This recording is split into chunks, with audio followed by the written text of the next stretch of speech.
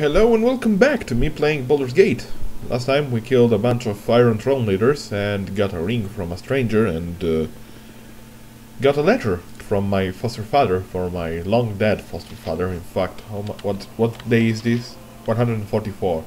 From my almost 6 months dead, of course. Yeah, father, dead father, foster father. Let's read it. Hello, Lauron. If you're reading this, it means I have met an untimely death. I would tell you not to grieve for me, but I feel much better thinking that you would. I didn't grieve for you, man. Sorry about that.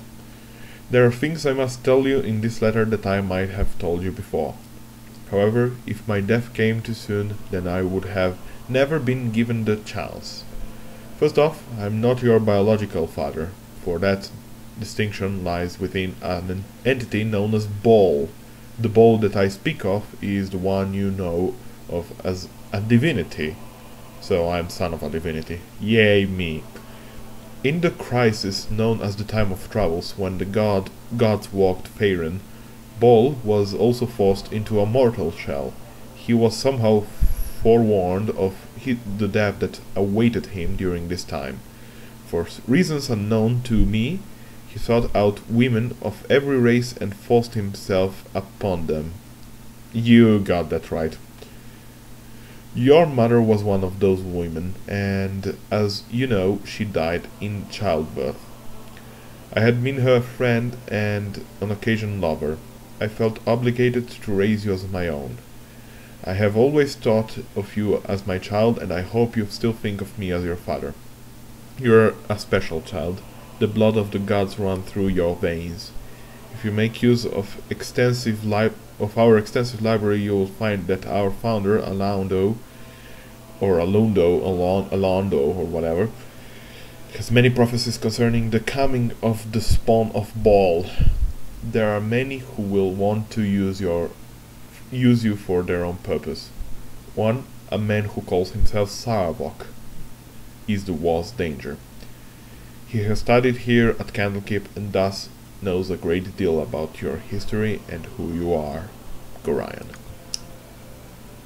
Let's make a word game, shall we? Remember cover us? Here. Read it from behind. Noit Ket Orp Fo Gnir Saravok. Yeah, strangely, the only the only thing resonating well is the name Saravok. And yeah, Kovaras is in fact Saravok. And Saravok is the foster child of Realtar, who we just killed. And Realtar raised Saravok to be an unscrupulous bastard. There you go. Let's save the game and talk to the guards, see if we can bribe ourselves out of the situation. Lauron, stay where you are. I do not wish to harm you, but you must come with me. You are to be questioned regarding the murder of the Iron Throne leaders. They were apparently killed not an hour ago, and an item of yours was found with the bodies. Please, you will get a fair trial if you come quietly. I will use force if I must. Yes, I killed them, but they attacked me. They are the leaders of the Iron Throne, the people behind the Iron Shortage and everything else that's been wrong with the Sword Coast. We, as in me, did everyone a favor by killing them. That's not for me to decide. Please, you have my word that you will not be harmed. If you are innocent, you will be judged accordingly. I will come quietly. Your weapons will not be necessary. I'm glad to hear that. I do not wish to harm you. I'm sure this mess will be cleared up soon. We're going with the Watchers, and we're in jail. Candlekeep jail. You might remember this area. We gave Fuller some bolts here. You around, one of the two idiots leading Candlekeep. So Lauren, you have sullied your father's name by defiling his home and bringing ruin to a peace that has lasted for centuries. I spit on you and all of your friends. I am alone, dude. Your transgression will be punished in the most severe form. I formally accuse you of the murders of Brunus, Kostak, and Realtar Achev. But I've done nothing wrong. Why have you accused me of such a thing? Why have I accused you? You were seen fleeing the murder scene. Cover has found the identifying ring of a shadow thief assassin in your personal effects. A gold minted in Amn. I feel that it's strong enough proof to accuse you. Of course. From everything we have seen and found, it is not hard to figure what your blah blah blah. We won't read idiots talking right now, will we? We wait and see what happens now. We are doomed. Are we doomed? Are we doomed? No, that's the real. The most smart of the two idiots leading Candlekeep comes.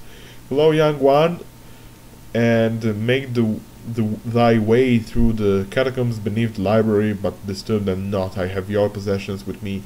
You must take them and go with haste, even if I'm wearing everything. He has my possessions. Actually, I did kill them, but they are the leaders of the Iron Throne. They were here. They were the people behind the Iron Shortage and everything else that had been wrong with the Sword Coast. I am a bad reader. We did everyone a favor by killing them. It's basically the same words that I said to the guard. This is unfortunate that you had to resort to killing. I believe you, and your reasons seem valid, and I won't read the rest. Basically, he just tells us how much trouble we are at right now. We're pretty much well, everyone wants us dead, let's put it this way. Teleport us to the secret library, ready as we'll ever be. Basically, he finds a way out the secret library, which leads to the catacombs of Candlekeep itself. And now here we are. You can find some spells: Dimension Door, Lightning Bolt, the Xanagas Scorcher, a few identifying spells, Minor Globe of Invulnerability, which is good for mages and purposes like mages. Less talk, more action. I didn't do anything, and we have a lot to do in these catacombs, and sleeping badly and waking up by ghasts is not one of these things. Let's kill this guy. I feel allergy upon me. I should be drinking a Claritin. You close your eyes tonight, and visions of Candlekeep swim into view. As you pass through the gates of the Citadel, there is a flash of memory, and you are a child of only a few seasons once more. At your side is Gorion, gray-haired even all those years ago. How old must he have been to age so little in the time since?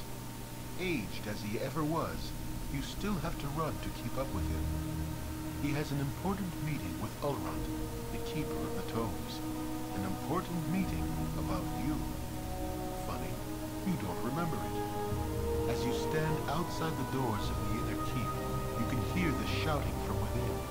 Gorion seldom raised his voice, though you did not care to listen to the discussions at your previous stops either. As you trace patterns in the water of a fountain, a reflection distracts you from the argument.